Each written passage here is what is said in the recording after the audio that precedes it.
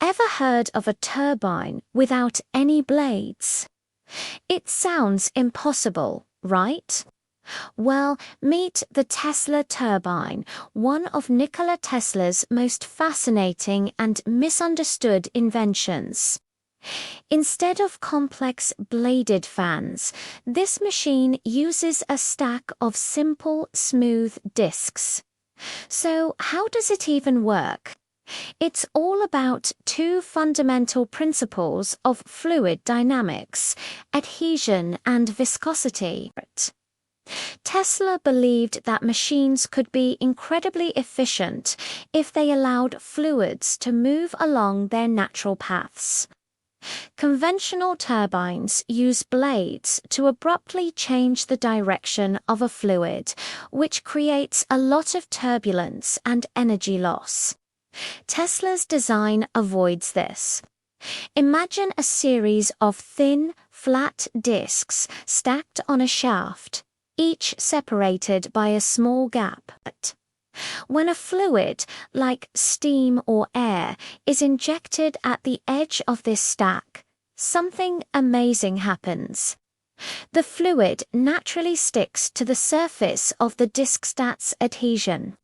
As the fluid spirals inward toward the center exit port, the viscosity, or the fluid's internal friction, drags the discs along with it, causing the entire stack to spin. This creates rotational energy. It's an elegant process that relies on the fluid's own properties instead of fighting against them. Unlike bladed turbines that rely on impact, the Tesla turbine uses shear force, resulting in a smooth laminar flow. One of the coolest features is that it's completely reversible. If you spin the shaft with a motor, it becomes a compressor or a pump. You feed fluid into the center, and the spinning discs fling it outward, creating high pressure at the edge.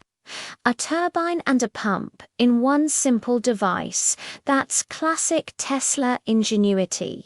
So, if this design is so brilliant, why aren't we using it everywhere? This is where theory and reality clash. In theory, the rotor of a Tesla turbine can be incredibly efficient, over 95%.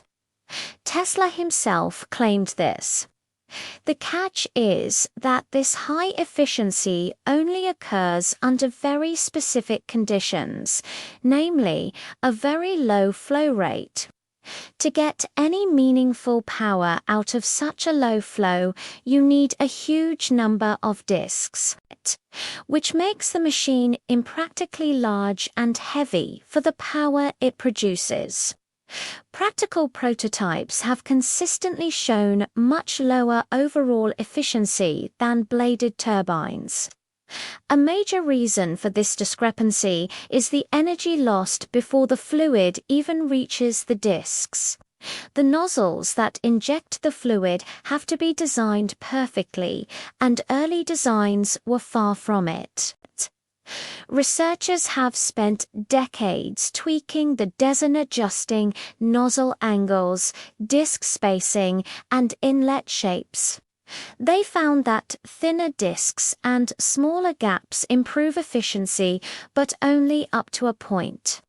While some modern experiments have shown improvements, they haven't been able to close that massive gap between the theoretical potential and real-world performance.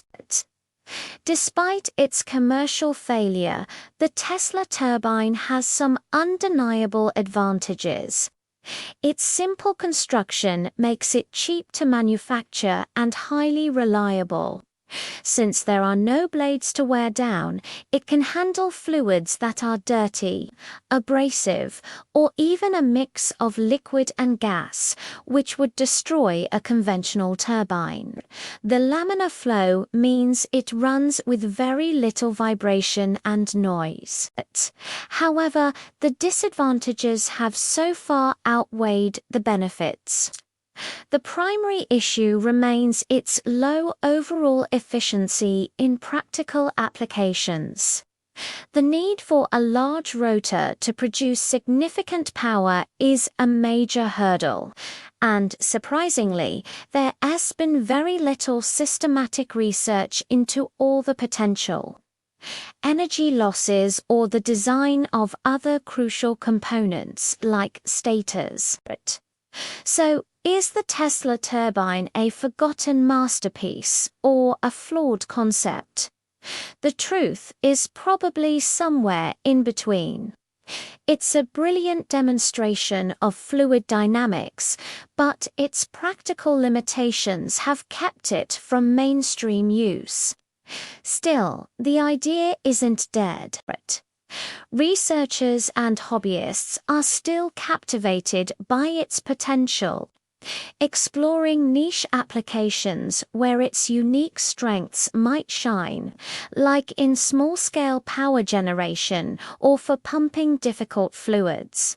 It stands as a testament to Tesla's genius, a beautifully simple idea that was, perhaps, just a little too far ahead of its time. What do you think? Could modern materials and manufacturing techniques finally unlock the full potential of the Tesla turbine? Let me know your thoughts in the comments below. Thanks for watching, and don't forget to like and subscribe for more deep dives into the world of engineering.